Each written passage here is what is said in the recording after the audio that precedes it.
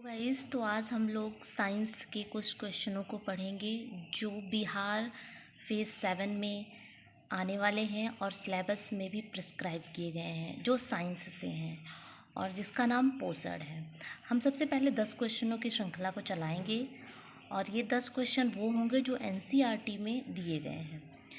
तो सबसे पहला क्वेश्चन ये है कि मानव शरीर में किस पोषक तत्व की कमी के कारण शारीरिक वृद्धि धीमी हो जाती है। तो हमको पता है कि प्रोटीन एक ऐसा तत्व है जिसकी कमी से शारीरिक वृद्धि की कमी हो जाती है। विटामिन ए का मुख्य स्रोत क्या है? तो हमें पता है विटामिन ए का स्रोत दूध भी है, प्रोटीन का स्रोत भी दूध है। प्रोटीन एवं वसा दोनों की प्रचुरता किस खाद्य पदार्थ में होती है? तो दोनों की प्रचुरता हम मूंगफली में देखते हैं। मूंगफली में प्रोटीन भी पाया जाता है और वसा भी पाया जाता है। और शरीर में त्वचा के नीचे विद्यमान वसा शरीर की ऊष्मा की कमी होने के कारण अवरुद्धता का कार्य करने लगती है। और शरीर में ऊतकों का निर्माण किस पोषक तत्व से होता है? तो ये हमें पता है कि प्रोटीन से होगा, क्योंकि प्रोटीन ही हमारे वृद्धि में सहायक है, तो इसलिए ऊतकों का निर्माण भी प्रोटीन से होता है। किस विटामिन को हार्मोन माना जाता है? तो विटामिन डी को। कौन सा एंजाइम प्रोटीनों के पाचन में सहायक होता है? तो ट्रिप्सिन नामक एक ऐसा एंजाइम होता है जो हमारे शरीर में प्रोटीन के पाचन में सहायक होता है।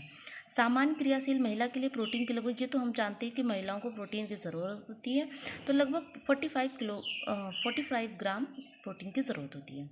और जो स्तनपान कराने वाली होती हैं उनको प्रतिदिन 70 ग्राम प्रोटीन की आवश्यकता होती है।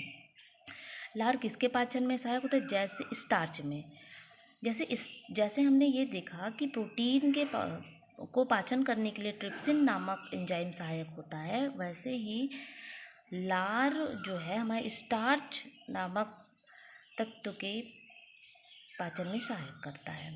और दूध में प्रोटीन और कार्बोहाइड्रेट के कैल्शियम भी पाया जाता है, पोटेशियम भी पाया जाता है। तभी तो महिलाओं को कहा जाता है कि आपको कैल्शियम महिलाओं में कमी हो जाती है तो उनको दूध पीने की एडवाइस दी जाती है। प्रोटीन की अधिकतम मात्रा किस में पाई जाती है? तो सबसे ज़्यादा मात्रा जो है प्रोटीन की वो सोयाबीन में पाई जाती है।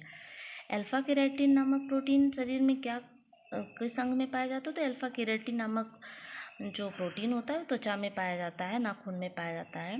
गेहूं में कौन सा प्रोटीन पाया जाता है? तो ये हमें पता है, ये बहुत ही आने वाला क्वेश्चन है, मतलब आता ही रहता है, अक्सर परीक्षाओं में आता है, तो ये हमें पता होना चाहिए। तो ग्लूटेन होता है। और गाय का दूध कैरोटीन की उपस्थिति के कारण हल्के पीले रंग का होता है। तो ये हमें पता है कि जो अगर गाय का रंग जो है पीला हो रहा है तो वो किसके कारण हो रहा है? कैरोटीन के कारण।